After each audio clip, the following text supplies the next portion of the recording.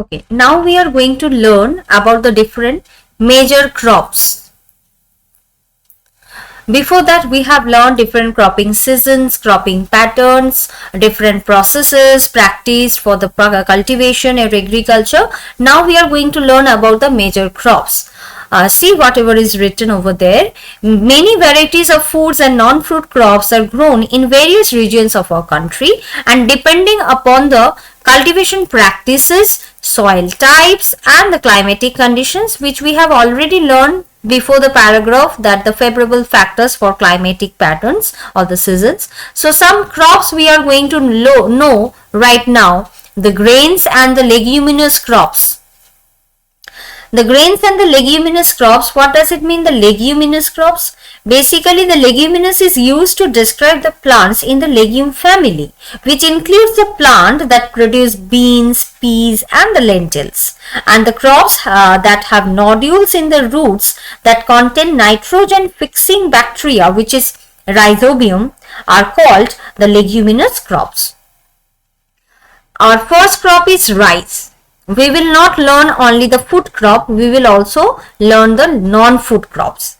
It's the primary food crop for the vast variety or the majority of the Indians. Yes, basically for the Bengalis.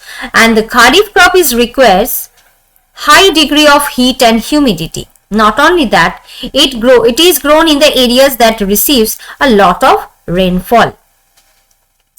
In which places we can have this kind of farming process or the production of this rice? Punjab, Haryana, Western UP and the parts of Rajasthan. Some of the parts, not every part of Rajasthan, because in that places of areas we can have only the chapati, roti, paratha, this kind of foods. So little bit part of Rajasthan, and with irrigation provided by canals and the tubewells. These two parts are the different irrigation processes, canals and the tubewells.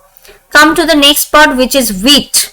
This is also India's second most important food crop. Yes, most of the people we are having food as roti, chapati and the rice. So it requires a cool growing season. Just now for the cropping patterns we have learned that for rice it's a monsoonal crop and for wheat it's a winter season crop, which is Rabi crop. Bright sunlight during the ripening period and 50 to 70 centimeter of annual rainfall. For rice, there is not given the rainfall measurement. So if I would like to give you the measurement of the rainfall for the rice, it is 200 to 250 centimeter per annum.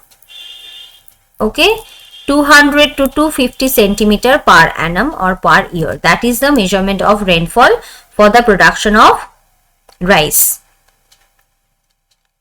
Come to the next, and distributed evenly throughout the growing season, and the country's two major wheat growing seasons are there and the regions are there: Ganga Satluj plains in the northern part and the Deccan's black soil region. Yes, Deccan's black soil region. These two are the parts or the places where we can see the wheat production is going well. Come to the millets. Millets basically jowar, bajra, ragi. These three crops are assumedly referred as millets. Additionally, these are referred to as coarse grain and have a high nutritional value. Right now, we people have a diet plans. So basically, doctors are providing us or tell us or inform us to see or to have a diet planning without the rice and wheat, also jowar, bajra and ragi. They provide us this kinds of information. Okay, so this is a high protein value and high nutritional value has. Come to jowar. Jowar is also called as or known as sorghum.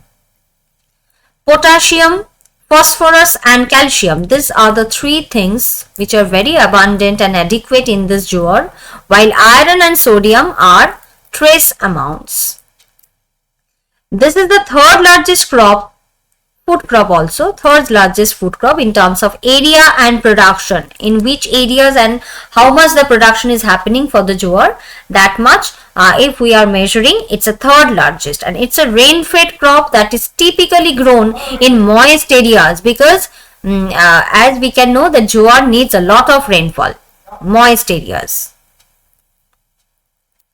So they don't need the extensive irrigation. Bajra is also called the pearl millet. It's a good source of iron, folate and magnesium, copper, zinc. Everything is there included in bajra, and vitamins also. Bajra thrives in sandy and shallow black soils. These all crops, jowar, bajra and ragi, these are basically produced in the black soil region. Come to the ragi, the next crop, finger millet, it's called. It's rich in iron, calcium and roughage. Ragi grows well in dry regions on red, black and sandy loamy and shallow black soils. See, the black soils are very much common in this all kind of crops. Maize. This crop is used as both food source and the fodder source. What does it mean, fodder source? Fodder meaning that is the source of the plants which the animals basically have as their food. That is called fodder source. So it's a kharif crop, and in Bihar it's written there, although in Bihar it's also a rabi crop as well as it's a mixed crop we can consider, and it thrives in the old alluvial soil. Come to the next, pulses. Pulses is also a major food crops. It's a world's largest producer. India is the world's largest producer and consumer of pulses. It's a good source of protein, minerals and sometimes it's referred to as poor man's meat. Pulses is considered as poor man's meat. Pulses require less moisture from the soil and can thrive in the dry conditions. That means jowar, bajra, ragi, maize and pulses. These 5 crops are interrelated to each other. Pulses is also considered as a leguminous crop. Just now I said the definition of leguminous crops, which crops are considered as a leguminous. So pulses are considered as leguminous crops and it's critical in crop rotation. What does it mean, crop rotation? If in a same kind of land you are cropping a same crops year after year, then the fertility rate of the soil becomes so less. So to avoid this kinds of situation, farmers are using the crop rotation process. It's a modern method of technique or the modern technique of the cultivation. What's happening for this process or during this process? Farmers are changing the cropping patterns. Farmers are changing the crops year after another. Suppose if they are producing the potato, for the next year they are also using another vegetable in the same field. So that is called crop rotation. And the fertility rate is also getting so balanced because they have the ability to fix nitrogen and restore soil fertility. Tur, urad, moong, masoor, peas and grame are the major pulses grown in our country. There our food crops is completely done.